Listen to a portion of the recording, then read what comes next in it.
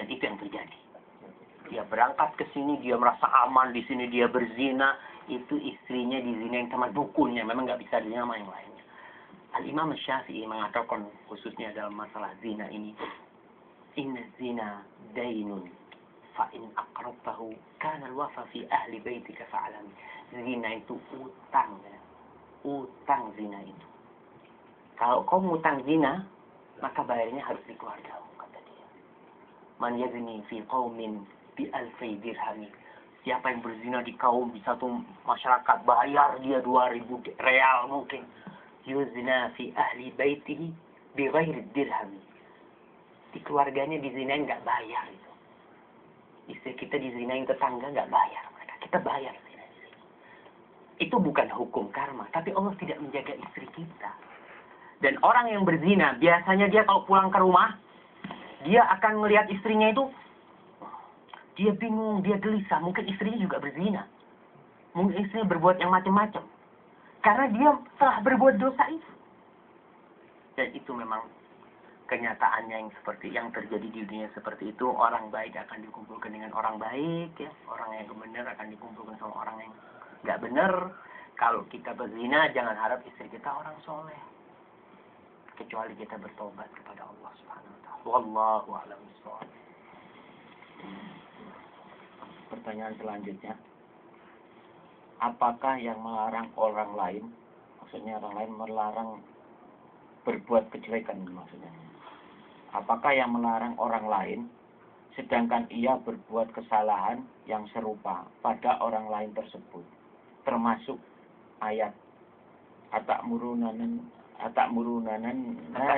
bil birri wa tansawna anfusakum.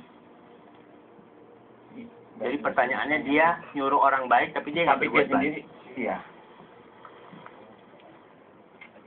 Yang pertama, kita sebagai seorang mukmin, tadi Syekh sebelum kajian dia menjelaskan, sebelum kita berdakwah ya kita harus berakhlak dengan akhlaknya Rasul Sallallahu Alaihi Wasallam, ya.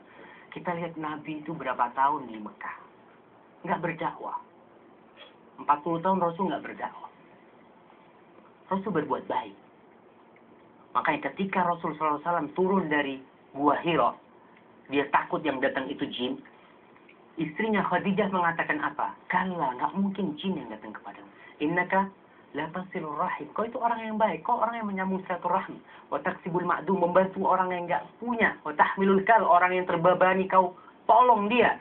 Wa taqrid dhaif, kau itu orang yang suka menghormati tamu. Wa tu'inu ala nawabil haqq, dan kau orang yang berusaha menegakkan kebenaran. Gak mungkin jin datang kepadamu. Bayangkan, Nabi sebelum berdakwah, dia sudah benar dahulu. Dan kita berusaha sebelum kita berdakwah, kita memperbaiki diri kita dahulu. Tapi jangan jadi dalih. Saya ini nggak benar. Dimana saya mau ngasih tahu orang lain, kata dia. Kadang-kala berdalih seperti itu. Ya, kita punya kewajiban memperbaiki diri kita. Tapi kalau kita lihat orang lain salah, jangan didiamkan. Kita akan dapat 2 dosa. Dosa berbuat dosa, dosa membiarkan orang lain berbuat dosa. Mungkin dia nggak ngerti. Kita mulai nggak pernah sholat malam. Kita nggak pernah sholat malam, kita punya teman ada masalah. Kita ngomong, cobalah kau sholat malam.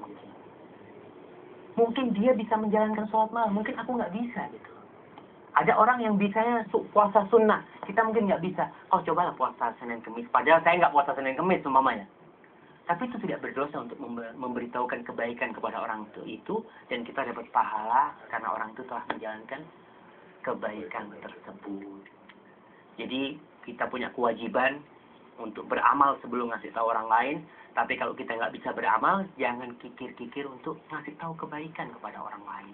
Ada pengajian di sini, kita nggak mau datang gitu. Aku kayaknya nggak bisa datang. Kita kasih tahu teman kita, "Syuf, ada pengajian di sana. Kau nyuruh aku pengajian, kau sendiri nggak pengajian." Ya, siapa tahu kau mau pengajian. Kan manfaatnya bisa. Jangan kita ada pengajian kita sembunyikan. Aku kan nggak mau berangkat, jadi aku nggak akan kasih tahu teman-temannya. Dia dapat 2 dosa.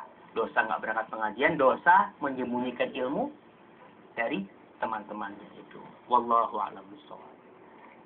Berikutnya, jika memandang wanita atau berjabat tangan dengannya adalah dosa kecil, apakah itu perlu taubat seperti dosa besar, ataukah cukup dengan ibadah akan terhapus? Ya. Memang kejadian turunnya ayat innal hasanat yudhibnas sayiat, sesungguhnya kebaikan-kebaikan itu akan menghapuskan kejelekan. Itu kejadian seorang sahabat yang ketemu cewek yang dia mungkin menyentuh cewek itu atau mencium cewek itu, kemudian turunlah ayat itu, selesai sholat, bahwasanya kebaikan itu akan menghapuskan dosa. Tapi sahabat tadi bukan berangkat lagi pegang. Nanti, wah, kalau gitu Rasul, kebaikan itu menghapuskan dosa-dosa kecil ya, saya pegang lagi kan sholat asar namanya. Bukan seperti itu. Ya, jangan kita gara-gara, wah, dosa kecil kan nggak perlu taubat, Ustaz. Saya mungkin pegang pembantu pagi, siang sholat zuhur, ya besoknya lagi kan pegang lagi sholat zuhur lagi, Ustaz. Tapi Ustaznya tidak, jangan diringankan. Seperti saya sebutkan tadi, dosa kecil itu kalau terus akan membuat hati kita keras. Apalagi yang berhubungan dengan zina. Itu akan dijaga sama Allah SWT. Wallahu a'lam bishawab. Ini pertanyaannya kelihatannya tidak ada hubungannya, tapi kalau Ustaz di situ ada hubungannya, silakan. Iya, ya, sama-sama nggak ada hubungannya. Apa itu? Ini jadi gini Ustaz, apa boleh kita menebus tawanan, maksudnya tawanan perang, termasuk menebus TKW? Dasarnya surat Al-Baqarah ayat 84 dan 85.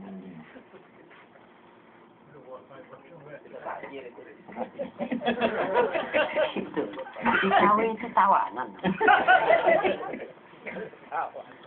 Yang jelas TKW itu bukan TKW.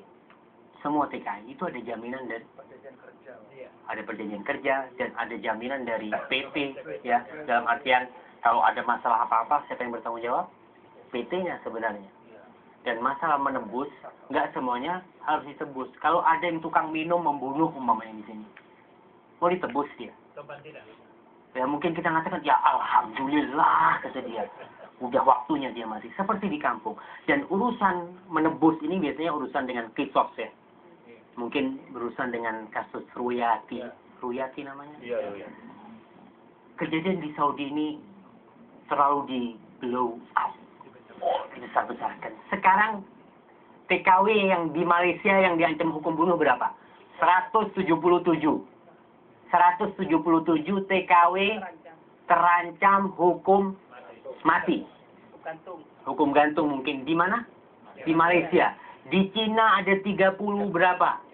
Di Cina. Di Saudi ada 23 cuma. Kok yang di sini ini dikecil-kecilin katanya. Saya membaca sebuah tulisan di detik.com. Dia melihat masyarakat Indonesia kok pada ribut. Yang ini demo ke kedutaan Saudi. Yang ini mengatakan kedutaan Saudi minta maaf. Akhirnya ternyata kedutaan Saudi nggak minta maaf. Astagfirullahaladzim. Masalahnya itu apa sebenarnya? Inti permasalahannya itu disebutkan di sana. Ini loh, suami-suami yang ngirim istri-istrinya itu kemana suami-suami? Yang kedua, ketika ngirim ke Saudi sudah tahu cerita di Saudi ini bahwa saya majikannya jahat-jahat dari dulu sudah kedengar, tapi ngantri yang mau berangkat.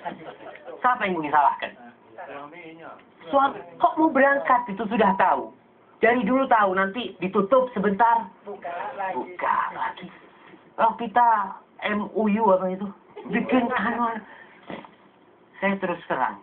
Saya menerjemahkan di Medina di mahkamah itu nggak ada yang tahu dari kedutaan bahwasanya apa namanya ini kena kasus apa, nggak ada.